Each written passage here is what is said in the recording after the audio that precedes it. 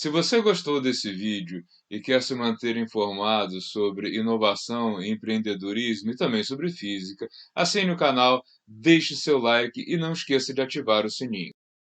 Né, embaixo, ou melhor, nós vivemos em cima de uma bola super quente que tem uma superfície toda rachada. Olha só como é que a gente pode falar assim, nós vivemos num lugar seguro. Então, vamos começar a ver se isso é verdade. Olha. O interior da Terra é extremamente quente, temperatura altíssima, nada de sólido lá dentro, né, tudo em movimento. Campo magnético, né, a superfície fria, que é onde nós vivemos, em cima é toda rachada, e a atmosfera em cima disso tudo é segura pela existência de um cinturão magnético, que só existe porque esse interior é muito quente e as cargas elétricas ficam em movimento no meio dele, gerando campo magnético. Ou seja, se resfriar de uma hora para outra, ou se for resfriando lentamente, esse campo magnético vai reduzindo e não vai mais ter atmosfera. Então, parece coisa de ficção científica, né? Ou de filme de terror, né? Mas eu não estou querendo Sim, mas aterrorizar vocês, não. isso daí tem um prazo também, como vamos supor, o tempo de vida que o Sol vai ter também, professor, ou não? Sim, todos os planetas nascem e morrem, né? É difícil saber exatamente que planeta das estrelas já mortas chegou a ter uma atividade tão intensa quanto a nossa, mas são conhecidos, né, no universo, planetas que estão numa fase de resfriamento, ainda são muito quentes, estão numa fase de resfriamento, pelo qual a Terra já passou, e aqueles que já são mortos, que já não tem mais atividade, nem nenhuma possibilidade de atmosfera. Se existe algum com características muito semelhantes à Terra ou não, a gente não encontrou ainda, né? Sim. Mas tem planetas em estágios muito diferentes. Em geral, eles vão reduzindo de tamanho, reduzindo de temperatura. Se você olhar o mapa do nosso planeta, né, do planeta Terra, você vai ver que os continentes se encaixam. Sim, Pangeia, né? Sim, né, Pangeia, exatamente. Os continentes todos se encaixam por quê? Porque algum dia foi um só. Né? Na medida em que foi tendo resfriamento, eles foram se rachando também, né? Se afastando, e até chegar na configuração que a gente conhece hoje da Terra que nós vivemos, que permite aí a existência da vida, né? Como nós, da nossa vida, né? Daquilo que a gente chama de ser vivo, né? Que na realidade também é uma grande questão em aberta, né? O que é um ser vivo, né? O que a gente pode considerar que é um ser vivo, né? Se vocês olharem aí a biologia, existem algumas discussões, inclusive, sobre o que é e o que não é um ser vivo. Não. Por exemplo, vírus é um ser vivo? Né? Para alguns pesquisadores, sim, para outros, não. Ele é uma grande incógnita. Né? Então, uma coisa é a nossa vida, né? O que nós precisamos para continuar vivendo, em termos de infraestrutura, né? Infraestrutura planetária, né? Existe uma temperatura acima da qual a gente não sobrevive, existe uma temperatura abaixo da qual a gente também não sobrevive.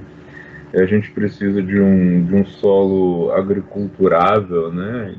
Tem uma série de coisas que possibilitam ou não a vida para a nossa espécie. E para outras espécies pode ser totalmente diferente.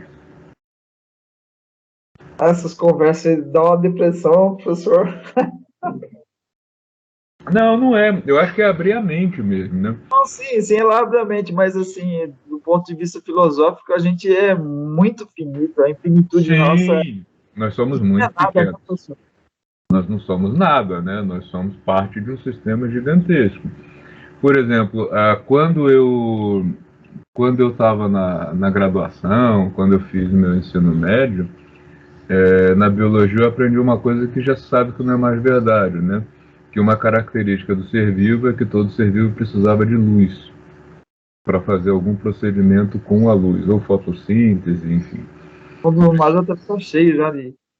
Então, e aí os últimos trabalhos que conseguiram descer além da barreira dos 6 quilômetros mar abaixo, descobriu peixes que não sobrevivem acima desse limite porque tem luz, eles morreriam se tivesse luz, e eles vivem num ambiente absolutamente sem luz. São seres vivos, né, que reproduzem, que respiram, que se movem. Existe todo um universo lá no fundo de peixes que nunca, espécies absolutamente desconhecidas, e que são seres vivos. E são seres vivos com características muito diferentes daquela que a gente conhece e que vivem em condições que antes a gente achava que nenhum ser vivo sobreviveria, né? O pessoal achava que o fundo do oceano era uma coisa amorfa, né? Sem vida nenhuma. Deserto, né? Uhum. E não é, tá cheio de peixes lá no fundo do oceano, abaixo dos 6 quilômetros, tá? Então, para vocês verem como é que esse conceito é amplo. Por isso que quando a gente precisa tomar muito cuidado quando você fala, por exemplo, existe vida em um outro planeta. Pode ser, mas pode ser que não seja vida como nós chamamos, né? Pode ser, eu não sei, pode existir uma composição de um ser vivo que sobreviva a temperaturas muito mais altas ou muito mais baixas do que aquela que a gente suporta, né? Ou de pressão também seria uma outra constituição, né? Então, quando a gente fala em, eu não sou ufologista não, tá, gente? Antes que alguém pergunte, eu não sou defensor de disco voador, só estou querendo abrir um pouco a cabeça de vocês, assim, pode existir vida em outros planetas? Sim, pode. Né? Foi encontrada até hoje? Não, não foi. Existem alguns planetas que têm condições que podem no futuro vir a ser favoráveis à existência de vida. Agora, o universo é uma coisa muito mais vasta do que a gente conseguiu investigar até hoje. Mas eu acho que no dia que descobrir alguma coisa, vamos supor, se descobrir que tem vida, vamos supor, num planeta X, assim, eu acho que o fato da descoberta vai botar muita coisa que a gente acredita, acha aqui na Terra, né? Por água abaixo, não, professor? Muito. Possivelmente. O que nós. Eu gosto sempre de fazer uma. Eu gosto muito de filme de ficção científica, mas a gente tem que sempre fazer uma crítica de que algumas coisas são realistas, outras não, né? Por exemplo, quando se fala em viagem a Marte, tenho em mente que Marte fica a uma distância tão grande da Terra que se nós mandássemos uma missão para Marte, a expectativa é de que chegasse lá a terceira geração partiu. Então, qual é o grau de complexidade? Por que manda-se uma sonda não tripulada e não se manda uma equipe tripulada, né? Uma nave tripulada? Porque não dá, entendeu? Você teria que criar um sistema onde as pessoas fossem casais, se reproduzissem lá, e os filhos se reproduzissem também para que a terceira geração chegasse lá. Né? Porque uma coisa é mandar uma sonda, velocidade, pressão, temperatura que ela suporta, é metal, é um peso muito menor, né, também. Né? Não precisa de água, não precisa de comida, não precisa de nada disso. Né? Nós precisamos de tudo isso. Então mandar uma nave tripulada é um custo altíssimo e que, em termos de produção de conhecimento sobre o universo, agrega muito pouco. Né? Na realidade, nós sabe-se hoje que uma uma missão não tripulada é muito mais enriquecedora, com muito menos custo. Você pode mandar uma sonda que chega em Marte? Pode. Não consegue mandar uma aeronave com pessoas, né? E também diminui o risco, né, professor? De acontecer alguma coisa, sei lá, ficar vidas, né? Sim, risco é enorme. Quem garante que o neto vai chegar lá e ele vai ter... Você vai conseguir formar o cara? Pensa, você vai ter que alfabetizar o cara, dar formação, enfim, é inviável, né? Professor, eu pensei agora assim, vai que o cara não quer aprender. Então, você não sabe como é que um ser humano reage a nascer no espaço com gravidade simulada. É muito complexo. É muito E complexo. o camarada já, não vou aprender nada, não tô afim, e Rebelde sem causa, né? Suicida, tem de tudo, né? Não, deixa o robô fazer, o robô faz, tá suave. Então, Vai no mas piloto. é isso que se faz hoje, né? Você manda uma sonda, manda um robô. Já espatifaram um ou dois robôs em Marte, erraram na hora de pousar, não morreu ninguém, perdeu-se muito dinheiro, algumas pessoas provavelmente perderam o emprego, né? Mas não teve nenhuma perda de vida, né? Então vamos mergulhar um pouco aí nessa história do campo magnético e pensar no que é, né, esse campo magnético que a gente vai começar a estudar a partir de hoje, que é a parte 3 aí do nosso curso. Tá? Eu tenho como objetivo hoje não fazer contas, o que vai deixar muita gente contente, mas responder de uma maneira convincente a vocês, ainda que dentro de um grau de profundidade limitado, essas 4 perguntas aqui, tá? Qual é a origem do magnetismo? Qual é a origem do campo magnético? O que ele é, na verdade? Né? Se existem as cargas magnéticas análogas ao que existe a carga elétrica? E como que esse magnetismo nos afeta, né? Por que o magnetismo é tão importante para a nossa vida?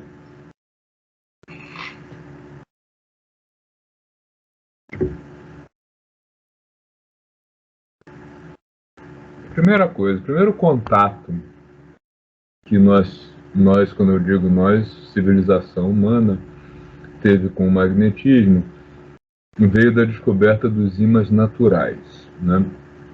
Alguns metais que têm a capacidade de atrair metais ferrosos, né? Que é um ímã natural, e que eles têm uma característica muito curiosa, né? Ele atrai ferro, não atrai uma liga que não tenha ferro. E quando eu pego esses ímãs, eles têm 2 polos, né? Dependendo da posição que eu coloco em relação ao outro, eu tenho uma força de atração e uma força de repulsão. E aí esse polo que poderia ter sido chamado de mais e menos, 0 e 1, João e Maria ou qualquer outra coisa, foi chamado de norte-sul. Tá?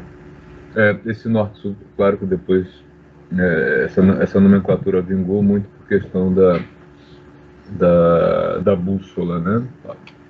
Então, e aí a primeira coisa que vem em mente, vamos quebrar um ímã no meio, né? O que acontece quando a gente quebra um ímã no meio? Toma 2 ímãs, né? A primeira ideia que vem em mente, se eu partir norte e sul, vou ficar com um pedaço norte com um pedaço sul, tipo carga elétrica positiva e negativa.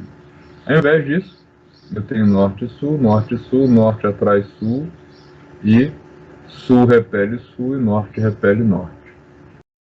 Então vamos quebrar de novo, dá na mesma, tá? Até que chega um ponto que não dá mais para quebrar, porque, enfim, o negócio ficou muito pequeno, né? Mas enquanto você consegue partir no ímã natural, você vai criando ímãs, tá? Isso indica uma coisa pra gente que é muito importante, que é o seguinte: como eu não posso isolar polos de um ímã, já é o primeiro indicador que não existe carga magnética.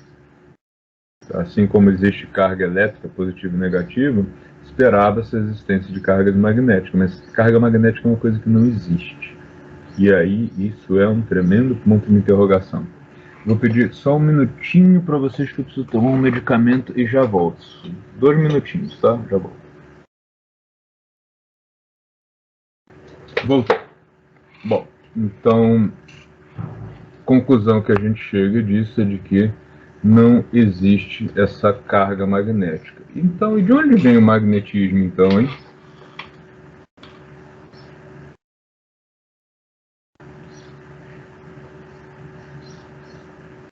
Vocês esperavam por isso, que não existe campo, não existe carga magnética? Eu achava que existia, professor. Quase todo mundo, né? Não existe. O magnetismo, na realidade, foi que hoje a gente tem consciência de que o primeiro fenômeno relativístico que o homem teve contato é o magnetismo. Porque ele é efeito do movimento de uma carga elétrica. Tá? Toda vez que você tem uma carga elétrica em movimento, ela gera em torno dela um campo magnético. E se essa mesma carga estiver parada, ela não gera esse campo magnético. E é por isso que nós vivemos em cima de um grande ímã. Porque se nós olharmos aí para a Terra, nós sabemos que a Terra ela tem o miolo dela é extremamente quente, numa temperatura tal em que a gente não tem as formações moleculares como a gente imagina. A gente tem muita carga elétrica solta lá dentro, porque é quente demais, o magma da Terra, e isso faz com que ela tenha continuamente circulação de cargas elétricas. Tá? Essa circulação tem uma ordenação, existe uma série de circuitos, né, grosso modo, né, no interior da Terra, e essa movimentação das cargas elétricas é que gera o campo magnético da Terra, do qual nós somos dependentes. Tá? Eu sei. Sim? Para movimentar a carga elétrica num fio, a gente teria que ter uma DDP, certo? Sim. Ou você pega um ímã e agita perto dela. Ah, também. Mas assim, agora essas cargas do interior da Terra, elas se movimentam assim num movimento semelhante ao fio ordenado, todas elas, ou... Em parte sim, em parte não. Existe muita gente estudando isso. O problema é que a gente não consegue chegar lá no meio, né? Sim. Tá legal, então. A gente fica investigando pelo movimento dos campos externos, mas a gente não tem nenhum equipamento que suporte essa temperatura, tá? Bom, vamos supor, então, por exemplo, que na figura que o senhor colocou aí, ilustrando as linhas de atuação do campo, na verdade, ela não é tão exata assim, então, certo? Ela nem é tão exata e nem é assim. É isso que eu vou comentar, né? Essa figura aqui, né, seria uma figura bem aproximada. Claro que num overview, assim, né, numa visão mais externa, a gente teria um formato desse tipo. Existem imperfeições nesse campo? Sim, existem. Se vocês forem investigar aí um assunto bem interessante, que é falhas geomagnéticas, que são as imperfeições desse campo, vocês vão descobrir que a gente mora em cima de uma. Tá? O INPE, né, o Instituto de Pesquisas Espaciais, foi criado em São José dos Campos porque nós temos uma falha geomagnética aqui na região. Né, uma região onde o campo não é tão bonitinho quanto poderia ser, quanto é em outras regiões da Terra. Por que isso é tão importante ao ponto de terem criado um instituto de pesquisa nessa região? Por um motivo muito simples. Esse campo magnético da Terra, ele interage com todos os equipamentos eletroeletrônicos que nós temos, inclusive os instrumentos de voo da navegação aérea e marítima, né? Bom, a gente não está perto do mar, ok? Mas a gente está numa região onde passam aviões, né? Hoje em dia nós temos muita navegação, mesmo terrestre, usando GPS, usando, né, aí os instrumentos eletroeletrônicos. E, por exemplo, a falha geomagnética que existe aqui, ela é capaz até de causar desvios, de causar problemas nos instrumentos dos aviões. Hoje, né, blindagem magnética, né, é um assunto muito importante na indústria. Tá? Vocês podem procurar alguns artigos a respeito. E a blindagem magnética, inclusive, tem a ver com isso, né? Como é que eu blindo, por exemplo, um avião que ele vai passar por uma região que tem uma falha geomagnética, que ele tem uma oscilação de campo magnético? Como é que eu posso criar um hospital, né, dentro de uma região, e infelizmente isso não é tão respeitado, tá? Mas um hospital numa região que tenha problemas no campo magnético local, e esse campo magnético local vai interferir nos instrumentos, né, do hospital. Por que é proibido, né, falando de coisas que nos afetam no dia a dia, por que foi proibido usar celular em posto de gasolina? Porque o campo magnético do celular interfere com o campo magnético da bomba. E ele altera a contagem. Né, por isso. Por quê? O celular tem um campo magnético relativamente intenso, né, em torno dele. Quando ele está em stand-by, pouco, mas quando ele está em uso, bem intenso. E a bomba tem um circuito que vai fazendo a contagem dos litros que está entrando, né? Está passando pelo fluxo ali do contador e vai fazendo o cálculo de litro por dinheiro, né? Para que ela possa te dar a informação. Foram tantos litros e você tem tanto a pagar. E o celular influencia nisso. Ele pode alterar isso para mais ou para menos, viu? É bem aleatório. E pode, eventualmente, até causar um problema de funcionamento em um acidente? Pode, um pouco mais raro, mas pode. O que se faz na indústria? Vamos estudar a blindagem magnética, vamos descobrir como é que eu posso minimizar ou criar uma bomba que no futuro você possa usar o celular perto dela e não tenha nenhum problema. Mas hoje ainda é um problema.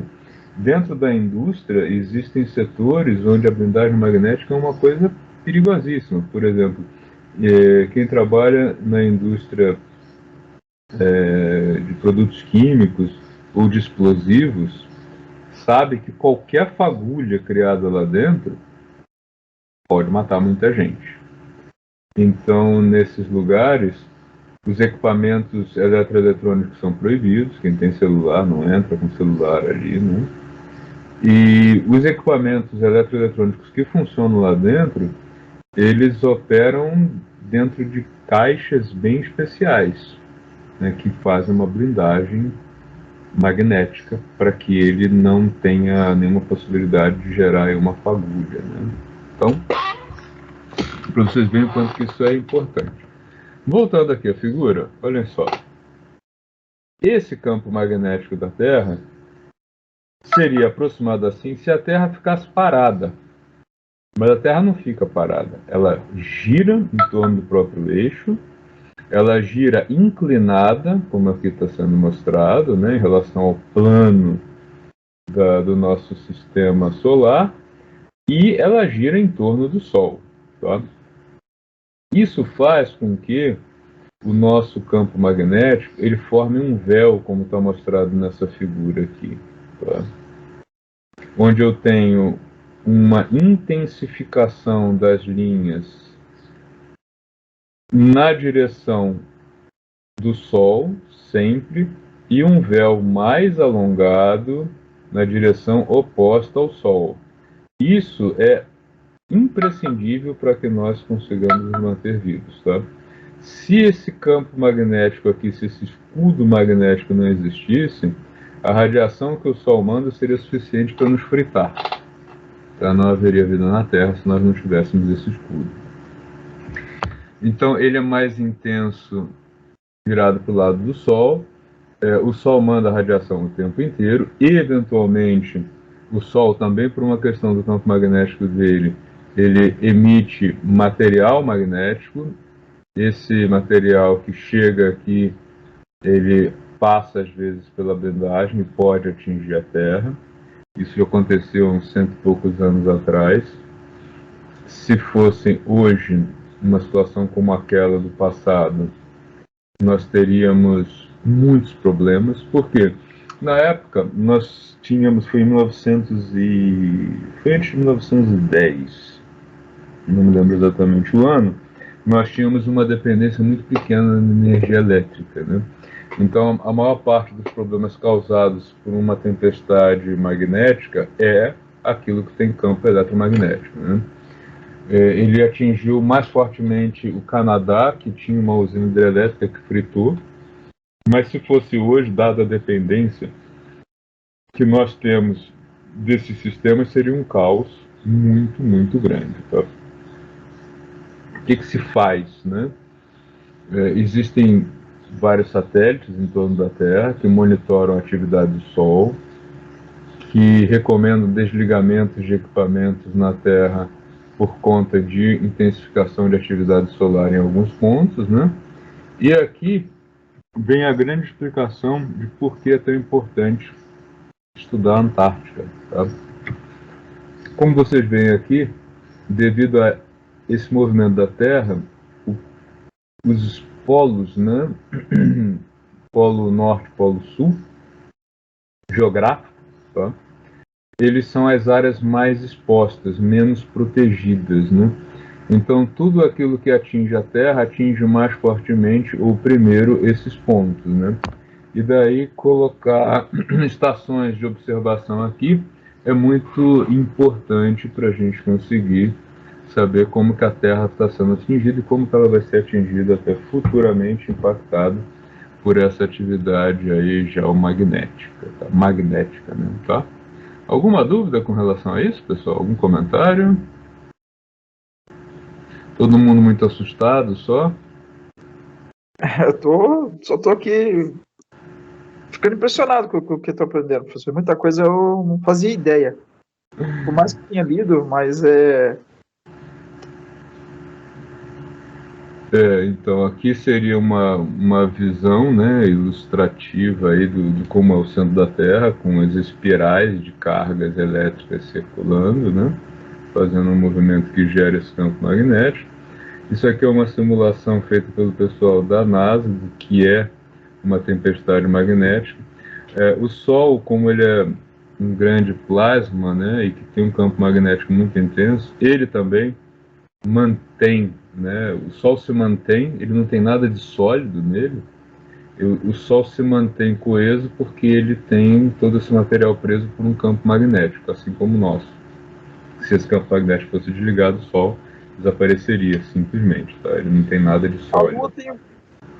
Desculpa, professor, a Lua tem algum tipo de interferência magnética também na Terra, professor? Sim. Todos os planetas têm, né? Só que a Lua é muito mais fria, né? Ela é muito mais fria e muito menor, então é pequeno. A atividade magnética de um planeta, ela tem muito a ver com a temperatura dele, né? Se ele é mais quente. Tá certo. Tá? Essa parte interior extremamente quente, com cargas elétricas se movimentando, é o que determina o campo magnético. Mas o campo magnético da Terra ele é menor do que a gente imagina. Tá? Por exemplo, um equipamento de ressonância magnética ele chega muito perto do campo magnético da Terra.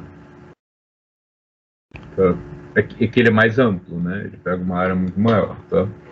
Então aqui, ó, uma simulação do que seria uma tempestade magnética. O Sol, devido a esse movimento de torção que ele vai sofrendo no giro dele, ele cria um certo desequilíbrio em termos de temperatura e de campo magnético. E aí, como toda a natureza busca uma estabilidade dinâmica, digamos assim, né? Não é estático, né? Mas é uma estabilidade, ele lança material magnético para fora para se manter em equilíbrio. E ele joga isso para tudo quanto é lado, não é que ele mira e vou acertar hoje aquele ponto, né? E a Terra se defende disso, tá aqui uma outra visão, a Terra em geral se defende disso, porém, eventualmente alguma coisa pode passar dependendo do nível de intensidade e da proximidade que a Terra esteja do Sol naquele momento, né? Se for um momento, obviamente, como os planetas todos orbitam em torno do Sol, em alguns momentos nós estamos mais próximos, em outros nós estamos mais distantes do Sol. É o que os astrônomos chamam de periélio e afélio, né? Que são os extremos do nosso giro em torno do Sol, né? Em alguns momentos a gente está o mais distante possível, que é o periélio e o afélio. Desculpa, o afélio e o periélio quando a gente está o mais próximo possível do Sol, no nosso movimento aí de um ano, né? Tá. Bom, legal. Então, o campo magnético aqui na Terra. E nós descobrimos, na nossa civilização, que esse campo magnético da Terra ele interage com os ímãs que nós temos na Terra, né? E essa é a origem da criação da bússola, né? E aí vem uma terminologia aqui, pessoal, cuidado com isso. Isso cai em concurso, cai em exame, que é uma beleza e o pessoal dança direto. Olha só. Nós estamos, né, o Brasil está do outro lado aqui, mas tudo bem, aqui é África, aqui é Europa, tá? Nós estamos por aqui, né? A África é bem parecida com o Brasil, só que lá do outro lado, tá? Essa parte aqui de cima a gente chama de norte geográfico e aqui sul geográfico.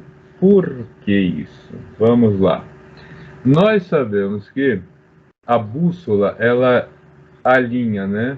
O norte da bússola é atraído pelo sul do outro ímã e, ao contrário, o sul da bússola é atraído pelo norte do outro ímã. Então, na realidade, o que a gente chama de norte geográfico é o sul magnético da Terra. E o sul geográfico é o norte magnético da Terra. Tá? Essa terminologia do geográfico magnético é um pouco confusa. Ela é muito porque o norte da bússola está apontando para lá, então eu vou seguir para o norte. Mas, na realidade, o norte da bússola está apontando para o sul do outro ímã. Conseguiram entender a diferença?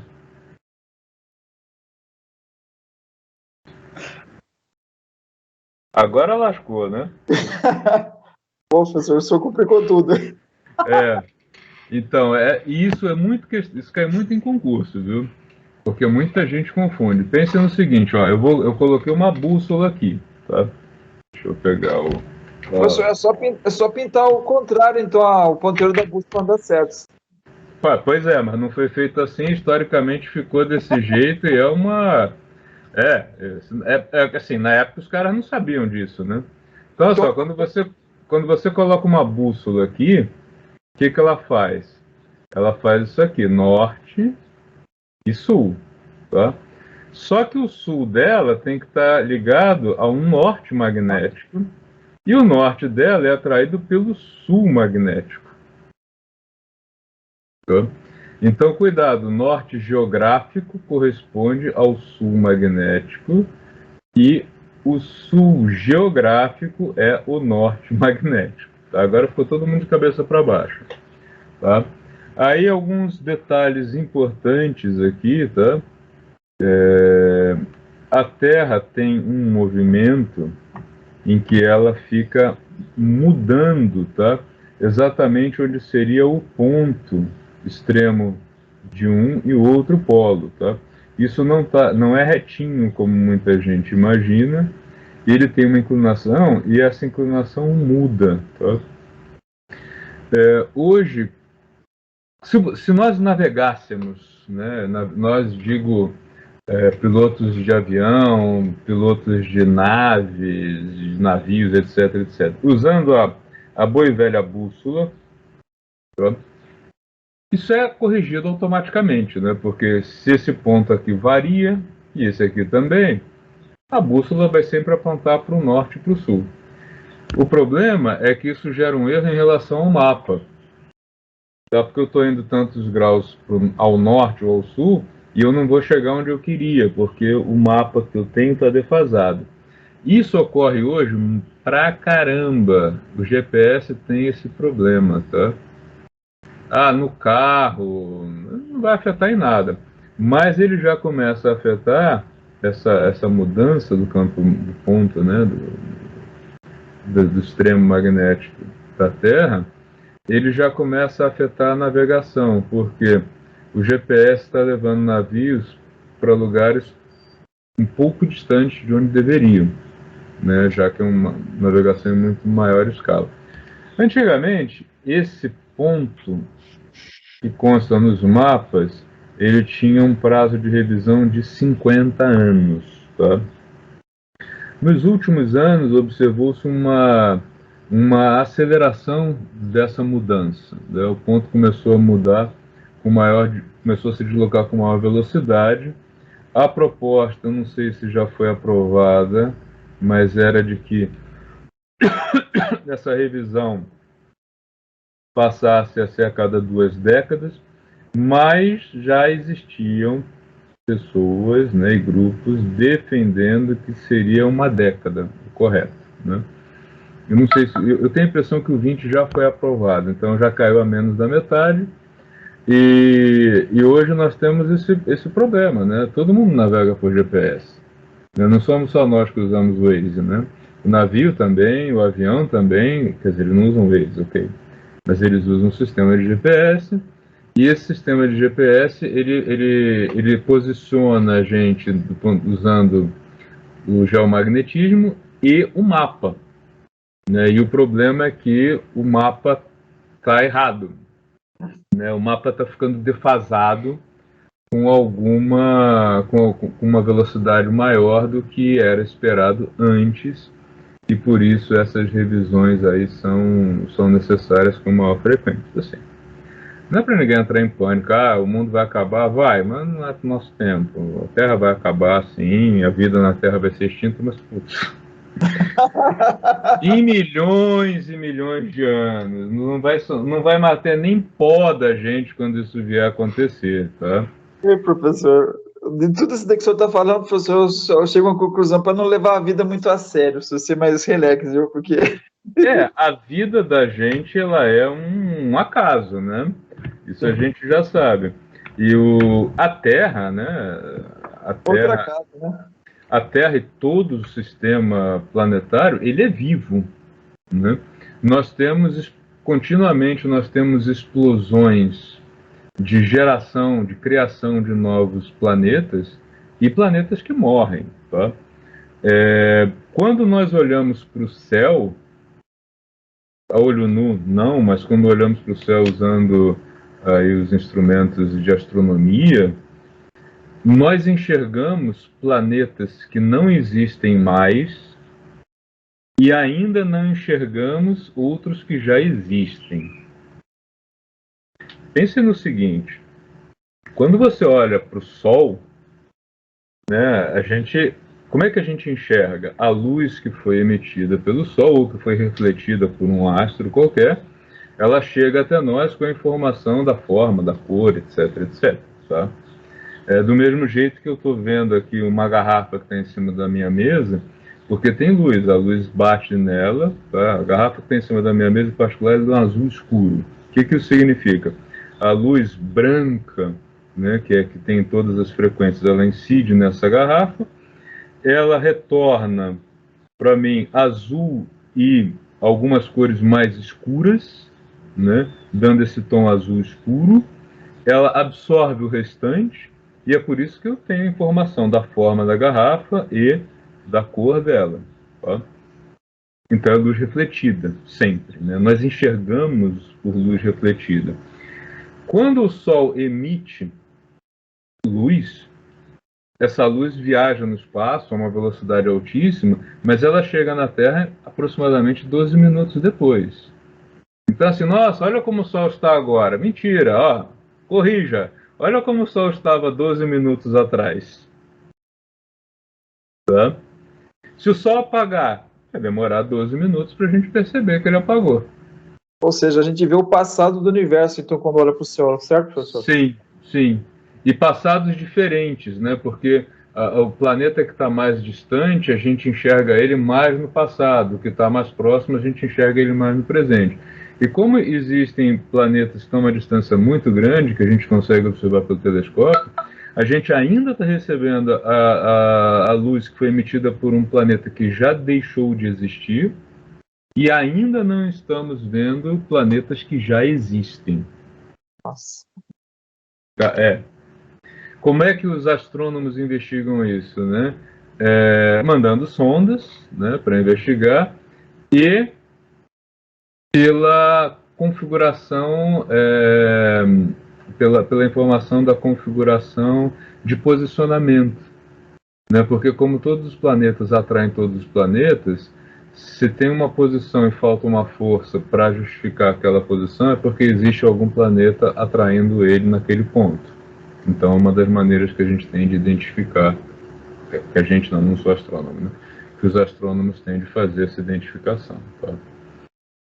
Nossa, deve ter um filtro danado, porque outro dia eu estava vendo um documentário a respeito do pessoal que estava calculando, procurando, né, o buraco negro. Eles coletaram tanta informação, processaram tudo, e agora que eu estou falando essas coisas, eu falei assim, não é só... Não, é muito complexo, é muito complexo. Porque, assim, o quanto que você tem que chegar perto de um planeta para garantir que a informação que você está tendo vem daquele planeta e não do entorno? Ah, verdade. Né? Esse é um outro problema que tem, né? Eu quero coletar, por exemplo, como é que a gente pode saber de que materiais é composto um planeta? Tá? É pela luz emitida por ele. Então eu preciso captar esse espectro. Tá? Por quê? Análise espectral é uma coisa muito bacana. Você observa a luz emitida por um material e aí você aplica um filtro no espectrômetro. Né? O que é o espectrômetro? É um equipamento que me permite ver o seguinte, ó, o que vem desse cara aqui? Vem sódio, vem a emissão, é o espectro de emissão, tá? Todos os materiais conhecidos, uma das coisas que é catalogado deles é o espectro da luz que ele emite. Então, quando eu analiso a informação da luz que vem de um planeta, eu faço uma filtragem para identificar o seguinte: o que esse cara emitiu? Esse cara emitiu isso aqui é característica de sódio. Esse cara emitiu isso aqui é característica de gás nobre. Tá? E assim por diante. E por isso que a gente não precisa ir até um planeta ou um meteoro para saber do que ele é feito. A gente consegue saber a distância por causa disso, pela luz que ele emite. Da mesma maneira que nós emitimos também luz, né? Que temos uma aura? Temos uma aura, claro que temos. Se ela tem um componente místico ou não, isso é outra história, né?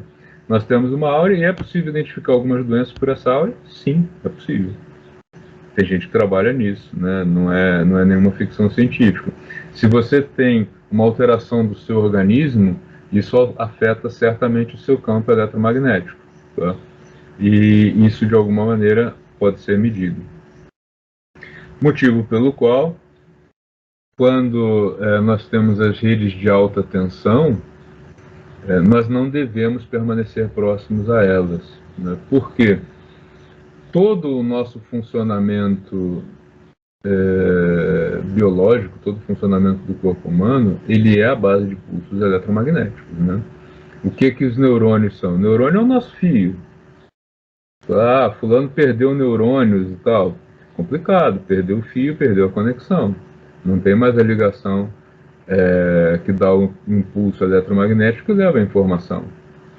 Tá? Então, paralisia, por exemplo, as pessoas que sofrem problemas de paralisia, partiu o nervo, partiu alguma coisa que fazia a conexão eletromagnética. Tá? Então, a perna está lá, o braço está lá, mas a pessoa não consegue mais colocar em movimento porque a informação é eletromagnética. E a gente não descobriu até hoje um jeito de criar essa ligação eletromagnética artificialmente. Tem gente trabalhando nisso. Essa tem sido a minha cena, professor. Refazer essa conexão eletromagnética é uma coisa que pode levar bastante tempo, né? Quem tem problemas de paralisia sabe disso. E tudo que é... AVC, professor. Oi? Eu tive AVC, eu estou nesse estágio de recuperação dos movimentos. E o que o senhor falou aí está totalmente ligado com o médico, que o neuro meu falou. Falou assim, cara, você vai ter que recriar todas as suas ligações no seu cérebro, né? Parte lesionada e é a minha lida diária, professor. Eu vou na academia todo dia treinar o movimento novamente. Treinar o movimento e ainda bem que os médicos evoluem, a medicina evolui bastante. Hoje a gente conhece técnicas para refazer essas conexões, né? É claro que infelizmente existem situações onde elas não são refeitas, aquelas pessoas que ficam paraplégicas ou tetraplégicas, que é uma situação terrível, e são conexões que se partiram e que ainda hoje não se sabe como refazê-las. Em alguns casos já se sabe, já teve uma evolução muito grande da medicina em função disso, né? Em função de descobrir como é que o organismo humano recria conexões. Professor, Sim? uma das coisas, é a última vez que uma das coisas que eu mais achei engraçado nesse processo que eu tive de AVC foi quando eu voltei, né? Muitos anos atrás, eu cheguei a estudar alemão. Eu falando com o senhor não percebe, o senhor acha que minha voz é normal, mas o jeito que eu falava antigamente era diferente. E eu voltei, professor, falando quase um alemão lá no hospital. E eu não entendi, professor. Deu um chute na minha cabeça, eu voltei falando algumas palavras e foi até para me entender. Daí de novo o médico explicando, assim, ó, algum outro lado do seu cérebro tinha alguma coisa do idioma lá, sobrou alguma coisa do alemão. Se voltou falando isso. Foi estranho pra caramba, professor. Nossa. Sim, mas é isso mesmo, né? Na realidade, nós ativamos... A gente ativa o cérebro ou desativa fazendo alguns exercícios, inclusive, viu? Por exemplo, tem uma técnica que eu já recomendei várias vezes para os alunos, poucos seguiram.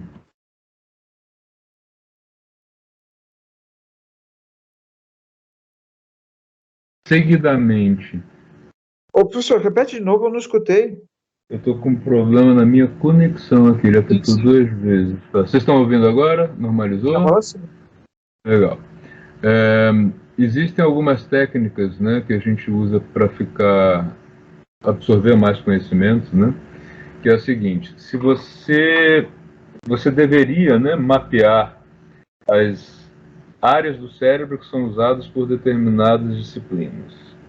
Por exemplo, se você estudar meia hora ou 1 hora de física e depois for estudar meia hora ou 1 hora de cálculo, você está usando a mesma área do cérebro e você está cansando o cérebro, você está causando uma fadiga nele que não é muito eficiente. As pessoas, o que a gente chama de inteligência, né? Não inteligência emocional, inteligência no global, né? É a capacidade, é medida em parte pela capacidade de conexões entre as áreas do cérebro. Então, uma maneira de uma pessoa aumentar o QI, da pessoa ter um desempenho melhor, é que ela tenha mais conexões. Como é que você cria essas conexões? Fazendo um sequenciamento de estudos em que você use áreas diferentes do cérebro. Por exemplo, se você estudou física hoje, não estude cálculo na sequência. Vai estudar inglês, vai estudar português. Se tivesse artes, vai estudar artes. Tá? Não cansar a mesma área, né? Não cansar a mesma área e estimular a conexão entre elas. Tá? Existem, inclusive, alguns estudos interessantíssimos. Eu já fiz um curso, quando eu estava estudando italiano, eu fiz esse curso nesse molde, que mostra o seguinte: aprender mais de um idioma simultaneamente é mais fácil, depois que você entende o procedimento, do que estudar um só. Qual que é esse curso, professor? Interessou agora. Era o curso do Luiz Machado que funcionava lá no Rio, não sei nem se existe ainda. Mas tem literatura sobre isso, então? Tem. Esse cara era o Luiz Machado, era o curso do Luiz Machado, não sei se existe. Isso falando de início dos anos 90, quando eu fiz o curso. Pode ser que exista, mas tem literatura mostrando isso. Inclusive tem alguns estudos que mostram o seguinte, parte da habilidade que os japoneses têm com matemática, né, é muito mais comum encontrar japoneses que têm crianças mesmo, né, não estou falando de adultos, que são bons alunos de matemática do que em outros lugares. Uma das explicações para isso é que aquela forma deles escreverem usando os símbolos lá, esqueci os nomes, não é hieróglifo, meu Deus, Os caracteres. os caracteres deles, né? Ele remete à arte. Então, quando o japonês estuda matemática e lê, ele está usando o lado artístico e o lado de exatas do cérebro simultaneamente. Porque, por exemplo, ele lê um exercício, o enunciado de um exercício de matemática, ele está usando o lado artístico para entender aqueles caracteres. E aí, na sequência, ele vai fazer o cálculo usando a área de exatas do cérebro. E ele vai criando muito mais conexões, por isso ele tem uma facilidade maior de estudar matemática. O chinês também, né? Já o nosso tipo de vocabulário, como ele é mais repetitivo, nós temos 20 e poucos símbolos com os quais nós escrevemos todas as palavras, com uma forma muito mais simples, a gente não faz isso. A gente não tinha tanta sinapse, então, né, professor? Interagem entre as áreas, nada. A gente faz menos isso, então, né? Faz menos isso, por isso que a gente precisa estimular. Então, assim, hoje você vai estudar física, estuda português. Amanhã você vai estudar cálculo, junta com direito. Vai fazendo a conexão de maneira que o cérebro não fique tão cansado e que favoreça a criação dessas conexões, das sinapses. Poxa vida, professor, você me deu uma boa dica agora, porque vamos supor, agora eu estou estudando aqui os exames da Cisco 3 dias seguidamente. Não Então, faça isso. Vai ler um livro de poesia no meio. sim, vou ver um filme, alguma coisa, né? Sim. Você na verdade não estará. Perdendo tempo. Sim. Você não estará perdendo tempo. Na verdade, você vai estar descansando o cérebro e tornando ele mais. Tem uma pergunta aqui no chat agora que eu vi. Teoria da NASA só quer sair do planeta por conta dos jogos. Não, na realidade não é. O problema da NASA sair do planeta é o custo e o risco. É muito, muito caro uma missão tripulada e o ganho científico que nós temos por conta dessas expedições tripuladas, ele é muito grande. Então, nos últimos anos, por exemplo, o Hubble ficou quase 20 anos estudando o universo a um custo de 10 a 15% de uma missão espacial que duraria alguns dias só. Né? Então, as missões tripuladas, elas ainda são feitas, algumas, os russos ainda mantêm a estação, os americanos também mantêm a estação, muito por conta de monitorar experimentos e o experimento principal é como o ser vivo fica na gravidade, né, na ausência de gravidade, que é uma questão interessante, né? Para vocês terem uma ideia do quanto que isso impacta, né? O fato de não ter a gravidade faz com que o astronauta se exercite muito pouco e ele acaba sofrendo muita atrofia muscular, né? Ele não usa a musculatura.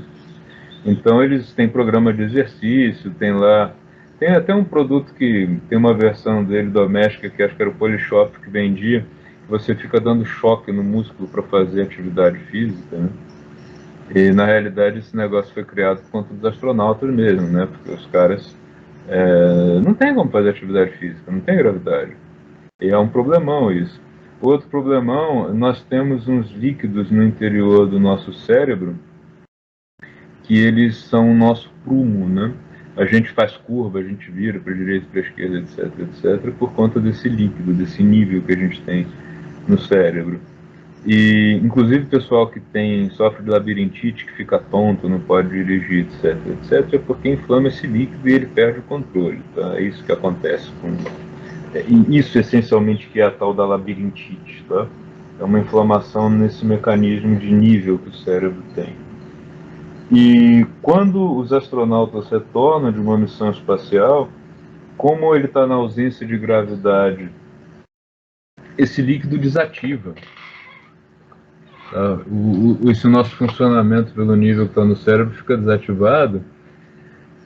E aí o astronauta não faz curva, né? O cara vai andando, ele quer virar para a direita, ele não consegue virar para a direita, porque ele quer, mas o cérebro não consegue mais processar essa informação porque ele deixou de operar esse sistema com o nível do líquido que está lá no meio do cérebro, no nosso sistema auditivo, né? Então tem uma série de problemas muito complexos, éticos, de impacto na vida das pessoas, e a questão da exposição pública, né? A gente não pode esquecer que a imagem lá da professora, que foi a primeira missão tripulada com não astronautas que eles fizeram, deu no que deu, né? A nave explodiu e morreram todos os astronautas, inclusive a civil que estava lá no meio. Então acaba sendo um problema. E parte dos problemas daquela missão espacial ainda não foram resolvidos. São problemas muito difíceis de serem resolvidos do ponto de vista técnico. Tá? Um deles é como é que eu coloco combustível, né, no foguete. Eu não consigo ter um volume tão grande e eu preciso colocar o combustível resfriado. Quando ele esquenta, ele vaza. Né? Como é que eu faço esse mecanismo funcionar? Ainda não é uma coisa totalmente resolvida num veículo retornável. Tá? O problema está no custo mesmo. Né? O ônibus espacial ele ia e voltava. Né? O foguete ele vai e se espatifa, volta só a cápsula. Né? Então é um gasto muito maior. Tá? Pessoal, tudo bem até aqui? Alguma dúvida? Alguma pergunta? Viajamos muito hoje, né? Professor, bastante. Mas gostoso o bate-papo. Professor, a última pergunta minha. Claro. Eu lembro na década de 80, super interessante, lançava muito livros a respeito da supercondutividade e ligava esse assunto com aqueles trens que eram desenvolvidos no Japão, né?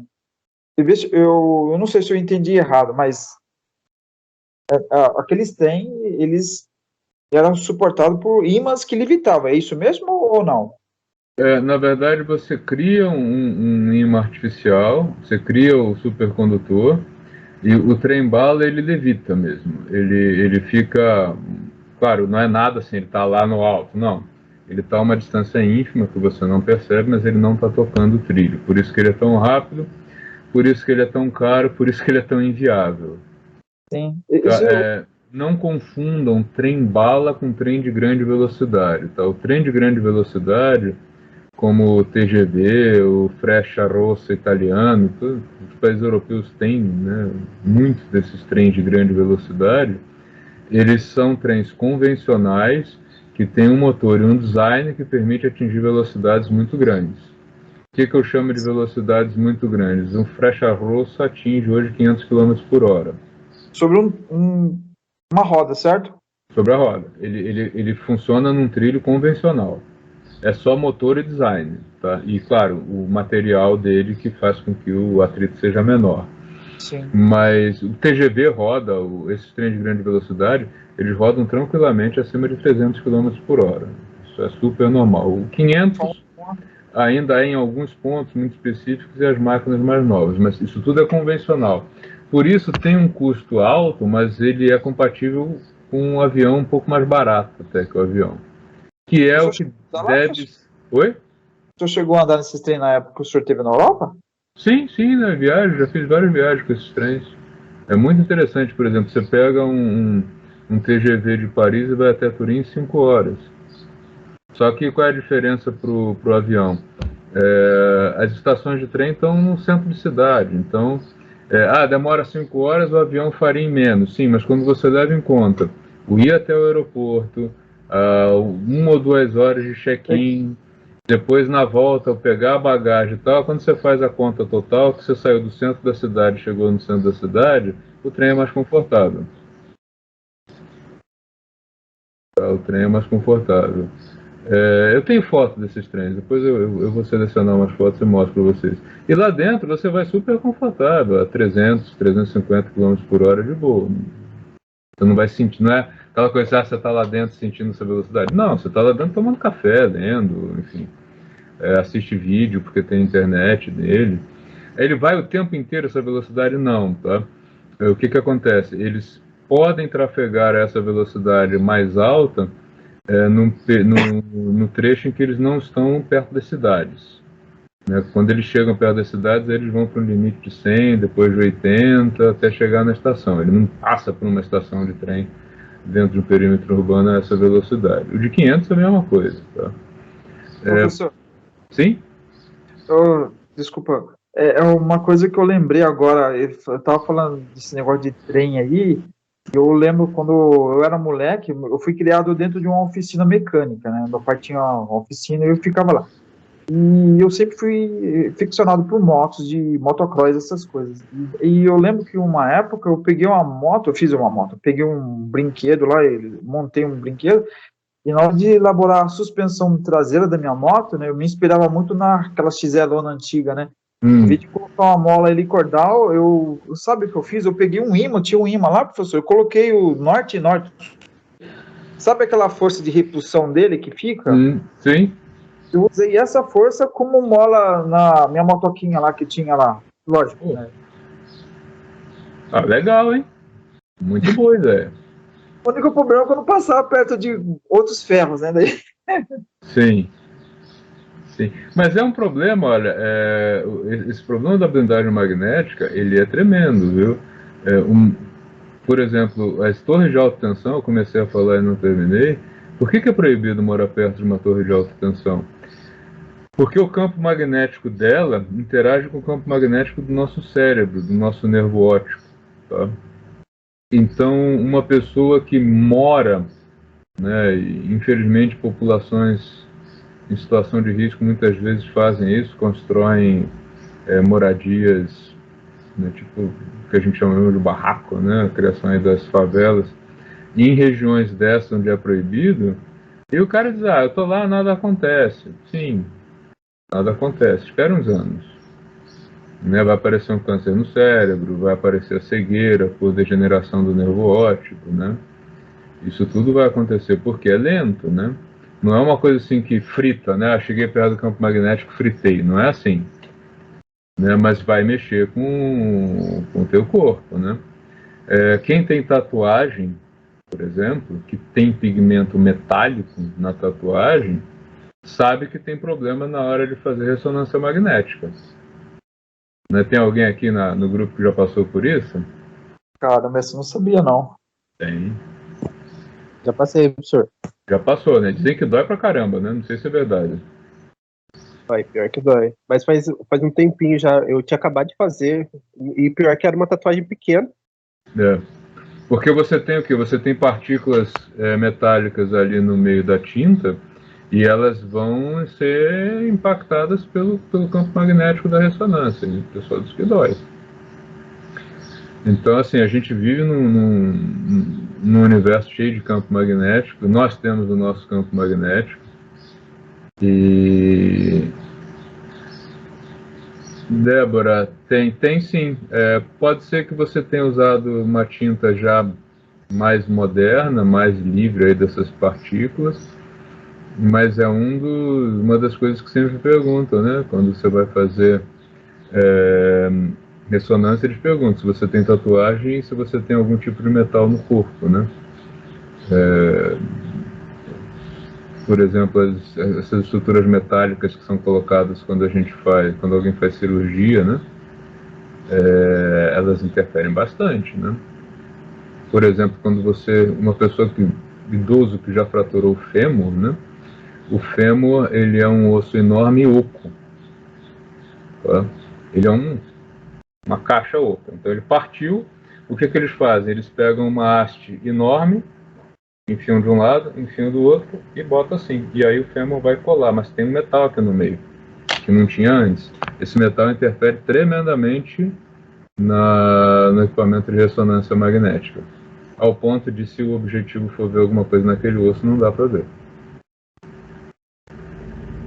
Porque é campo magnético com campo magnético, tá? Então, campo magnético é um assunto bem interessante. Pessoal, já deu o nosso horário, eu sei que vocês ou têm outra aula ou têm outra atividade. A gente vai continuar com isso na próxima semana, então. Segunda-feira, às 7h40 da manhã. Obrigado, Tá professor. bom? Desculpa minha atrapalhada. Não, é sempre bom. Opa, experiência, a gente vai dialogando, tá bom? Tá bom. Tchau, tchau. Tchau, pessoal. Bom final, boa semana e bom final de semana.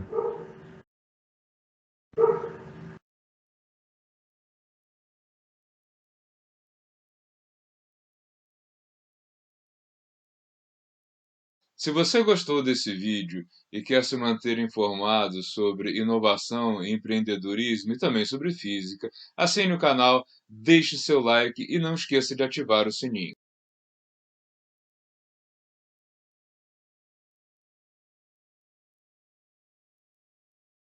Se você gostou desse vídeo e quer se manter informado sobre inovação, empreendedorismo e também sobre física, assine o canal, deixe seu like e não esqueça de ativar o sininho.